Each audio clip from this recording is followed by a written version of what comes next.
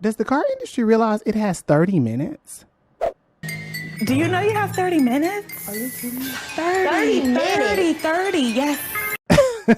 I don't know why that phrase cracks me up, but it does. You see, the car industry for the last 2 to 3 years has been a very peculiar place. At one point or another, people were clamoring to dealerships to get a used car, not a brand new car, but a used car. For the first time in history during the pandemic, cars appreciated in value. Now, that may sound like a good thing for those of you who own one, but no good thing lasts forever. Fast forward into 2024 and car prices are indeed going down, but delinquencies are also going up. What does that mean?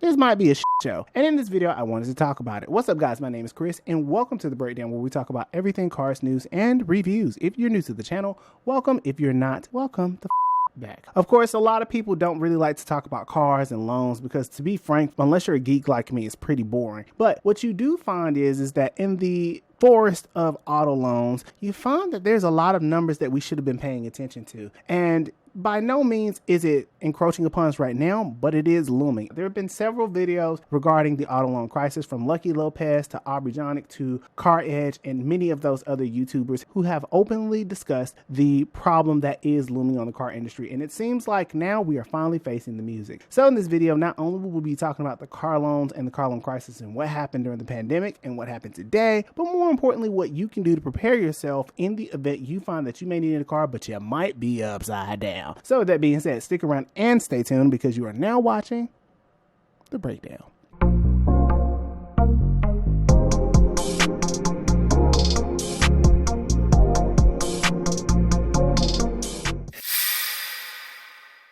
Before we get started, this video has been brought to you by MyAutoLoan.com. MyAutoLoan.com is a great resource for those who don't exactly like the car buying process, but would like to expand their options otherwise. Click on the link in the description below to learn more. So with that being said, let's go ahead and get into the video. Alrighty, so before we take this ride, I think I need to preface a few things. You guys chose last week, next to the XG, the car loan crisis. Now, the car loan crisis, I will go ahead and tell you, it doesn't seem like a big deal, but in fact it is. For the last couple of quarters, car loans have been absolutely high. And it seems as though that car prices are on their way down, which is a good thing if you don't have a car. But if you bought a car within the last 4 to 5 years, you may want to stick around and watch this. From 2005 to 2020, car prices have gone up exponentially. Average new car price back in 2005 was $28,000, whereas today it is nearly $48,000. Now, we can attribute that to SUVs and the cost of SUVs, but that's not exactly what happened here. Okay. So car loans, nobody wants to talk about. Unless you're like me and you just like the numbers and the gadgets and gadgets that comes along with buying a car and the negotiations, most people absolutely hate it. There is a common adage that most people would rather have their tooth pulled before going to go see a damn car dealership. Quite frankly, I enjoy it, but I'm not everybody. Now, in the world of cars today, you can pretty much expect yourself to pay an average car payment upwards of $700. Yes, I said that right. $700 is roughly around the average price of a brand new car. And car prices didn't just go up overnight, but I think in this video we have to explore not so much the car prices themselves, but how we as Americans in particular are in the running for an affordability crisis. Affordability is our ability to be able to afford a car comfortably with other things included, such as housing, such as food, such as fun, disposable income, however you want to assign whatever you spend your money on. And who am I to tell you how to spend your money on a car? Now, in most cases, when we talk about car loans, most people want to talk about the monthly payment. That's going to be a pivotal moment in the point of the video, but I want to rewind back into 2020 to give you a scope of what happened. Okay, so here we are. It's 2020.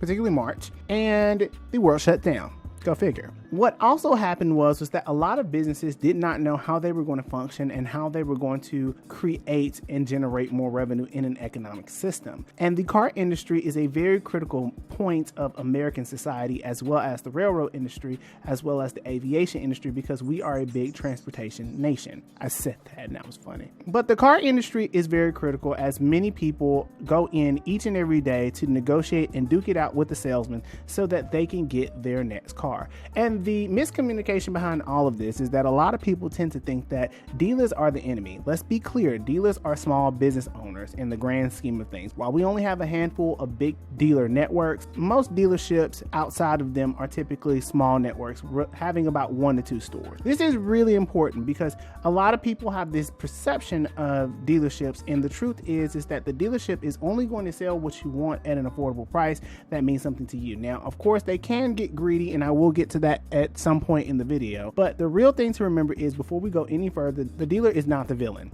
The banks are.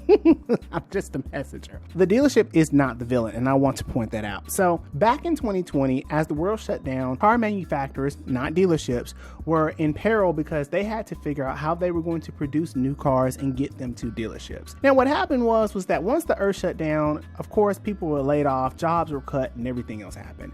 But the bigger thing that happened was that production slowed down, leaving a loss and a shortage of brand new cars, which equaled out to, if there's no cars being produced, more and more people have to veer over into used cars. This is why it's so important that you just can't tell people not to buy new cars, because if nobody buys new cars, then there's no used cars. Because of that, manufacturers had to find incentives to get people to buy new cars. Now, the average car loan rate around that time was roughly about 4% prior to the pandemic.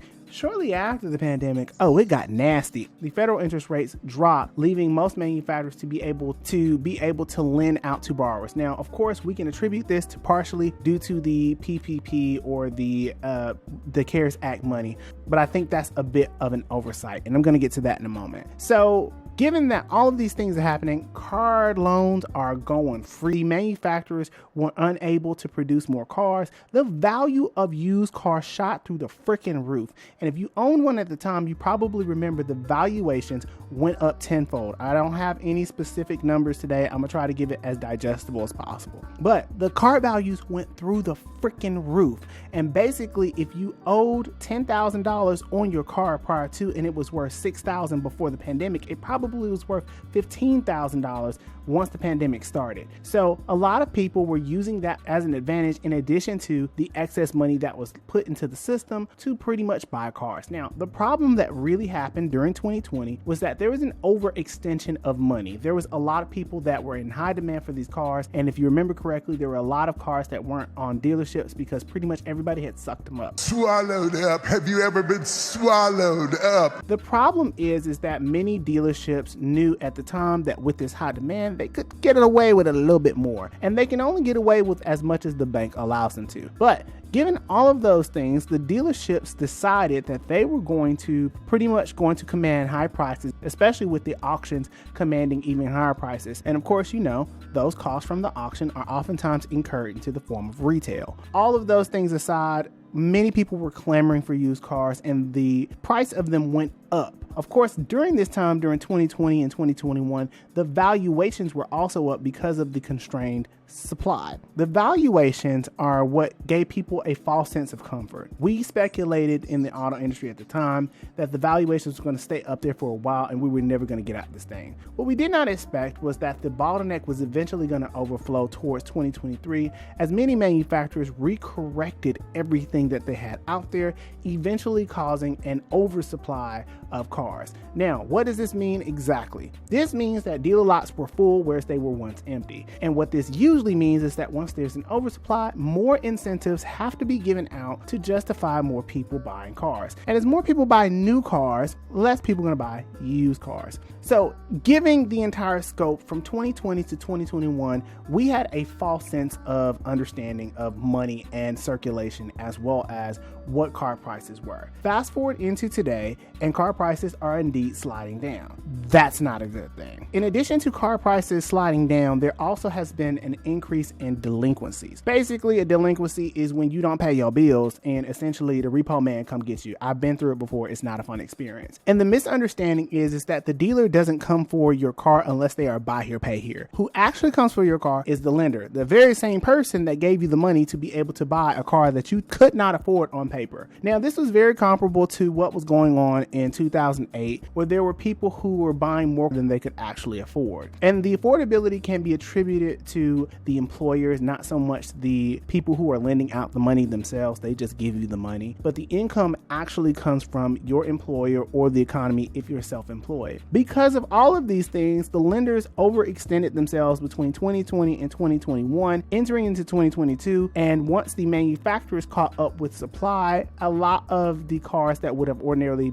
had high valuations drop. So essentially, if you bought a car within the last 5 years, your car likely depreciated in value, considering many people traded in cars and they were already upside down. Interest rates have gone through the roof, and I use that anecdotally, going up from 3% to 5% for new cars and upwards of 9 to 11% for used cars. The thing to consider is that there are more used cars on the road than there are new cars. And that also means that because the prices have been astronomically high for the last couple of years, people have also been paying higher interest rates. What this really means is that a lot of y'all motherfuckers is upside down. The real problem is that more and more people are slowly coming around to being unable to afford their cars, which in turn leads to more repossessions, which in turn inflates the overall supply of the dealership, which in turn drops everything. And now people are virtually stuck in their cars. And so with all of those things, it's fair to say that if you are looking to get out of your car, you probably will not be able to. There are a couple of solutions you can do. You can lease. If you have great credit, you typically need a higher credit score of 690 to be able to lease anything. And there are some manufacturers who are willing to give 0%, but it's typically around 48 to 60 months. And the average American is financing their car between 68 and 72 months, which is an even bigger problem. But do me a favor, go check out a car evaluator, whether it be Black Book, Blue Book, whatever. Look at the wholesale trade-in price and look at what you get. I'm going to leave those in the description below. But let me know what you got, and let me know if you'll be getting out of your car anytime soon. With that being said, until the next video, I will see you guys later.